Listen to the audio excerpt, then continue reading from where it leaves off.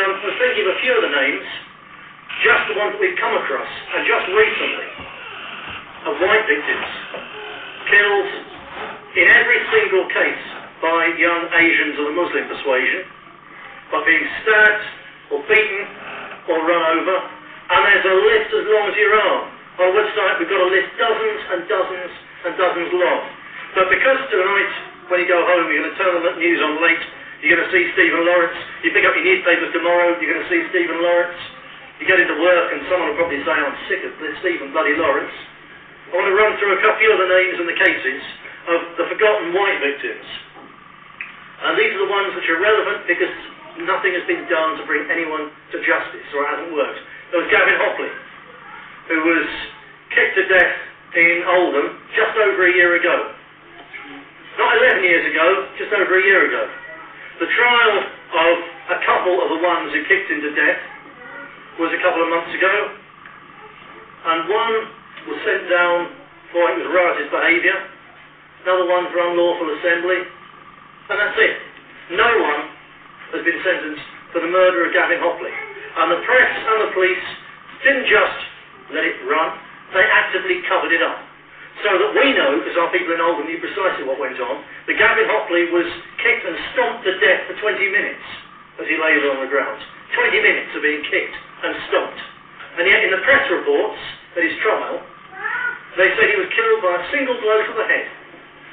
A single kick. Which sounds like it's an accident, almost. It's a scuffle in a car park that's gone wrong. That's all it sounds like, isn't it? Killed by a single blow to the head. Just bad luck. It wasn't bad luck. They stomped on his head for 20 minutes. And that's how he died. If that had happened to Stephen Lawrence, it'd every big graphic detail. There'd be reconstruction shown on television. But no, it's only a white boy, so it wasn't. And no justice for him, no justice for his family. More recently, and this is the point, these are all so recent, weren't that years, the 11 years to Stephen Lawrence, we've had dozens of them.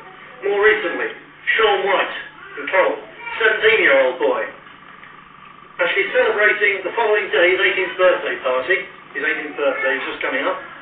And there was a party there, a group of Asians outside objected to the presence of a group of whites in their street, because they were basically the last whites in the street. So they came in, had a go, they had a go with his mum, he defended her, he was stabbed to death. Now, this came up in court last week. So it's exactly the same, this is the same period as all this Stephen Lawrence stuff, back in the news, just last week this was. And in court, we have people there because his mother, she's really, really angry, as well as grieving. And so she's involved us, she wants us to help, because she said she's got no help at all from the police. No help, no respect at all from the press. They're simply not interested. It's been in nothing except the Lancashire Evening Telegraph. Nowhere else has it even been mentioned, the murder of this boy, who died in his mother's arms at his 18th birthday party. It's a human interest story. It should have been front page everywhere. But no, there's just one report in the Lancashire Evening Telegraph. That's all there was. And at his court case, his mother, after the first day, was there. One of our people said he saw this. One of these two Asian brothers, whose father served 2 years for manslaughter in Leeds some years ago. Manslaughter, Reed murder. So that's the kind of family they are. And one of them, at the end of the key part of the prosecution evidence, turned to the mum as they were going out and said, "You can go home now, Mary. It was only Sean White." He should have gone down for that. For that alone, he should have gone down. But no, they walked free. The two of them. So they're free, they're laughing and joking now, walking around Cole, telling all their mates you can kill a white boy, and the papers won't talk about it, the police won't do anything about it, the courts won't convict you, you can mock their grieving families and nobody will care, because they're only white trash, he's only Sean White. So, there's that one, just a little mention in the Lancashire Evening Telegraph. Lee Martin, 22 years old, squaddy, just back from Iraq.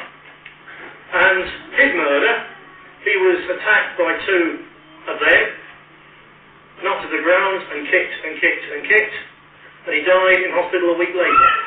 When he was in hospital, the Manchester Evening News had a piece literally that big, saying that he'd been attacked by two Asians in what the police described as a savage attack. A week later he died in a coma, never woke up. Another piece, that size, literally that size, in the inside pages of the Manchester Evening News, saying that the man who'd been fighting for his life for the previous week had now died. And in that report, not even a mention of who the assailants were, let alone any mention that he was a squaddie who'd just come back from Iraq, supposedly to bring peace and order and stability and democracy to the same kind of people, and there he is, kicked to death on the streets of Manchester. And not a word. That again should have been a front page story. You imagine it, how the Sun could treat it. Iraq war hero, comes home and is kicked to death by the same kind of Muslim fundamentalist fanatics that he and his comrades are fighting a few weeks before in Iraq. Nothing. Nothing whatsoever. Hasn't been in one single national newspaper. They all know about it, don't think it's because they don't know, because it's been on our website. Everything we put on our website is looked at by basically every single journalist in Britain.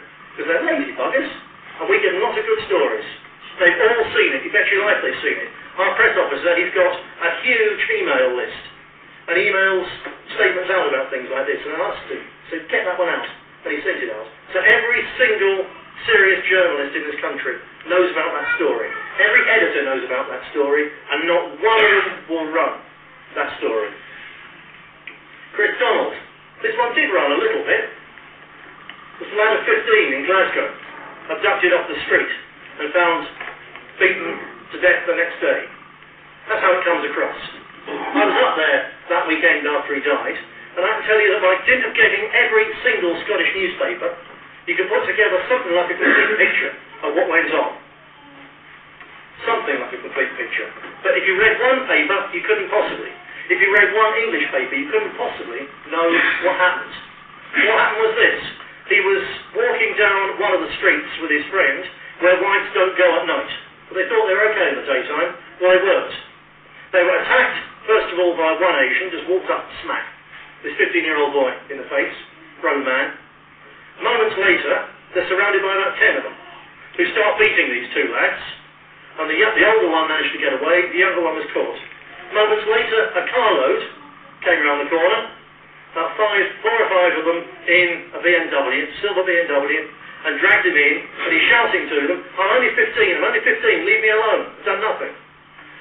One of them was heard to say, his mate heard one of them say, you think this is pain? Because he's already been beaten. And he was dragged away. He was held overnight, and when they found his body a day or so later, the only way he could be recognised was by forensic evidence.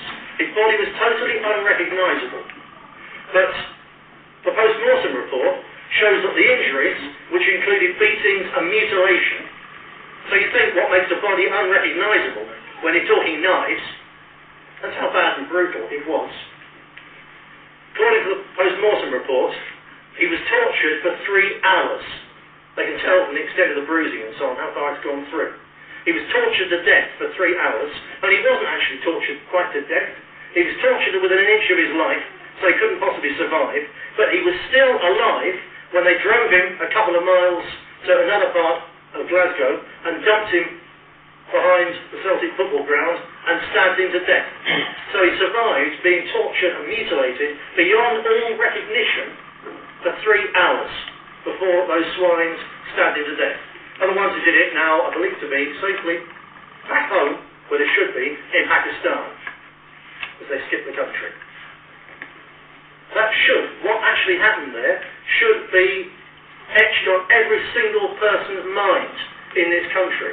Because it's such a brutal murder. And this isn't some hulking great man, or whatever, who's had a scuffle and fallen out with someone badly. It's not gangsters chopping up other gangsters.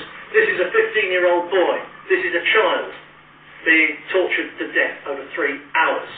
And most people in this country don't know about it. But we're all going to hear about Stephen Lawrence, who suffered 1 stab wound, which is a tragedy, and his parents shouldn't have had to go through that, despite what he was and so on. No one deserves to get stabbed, but it was 1 stab wound. Hundreds of people get stabbed in this country of ours every single weekend, don't they? And most of them survive. He was just unlucky. That's all it was. He wasn't tortured to death for 3 hours, but He's the one that we hear about.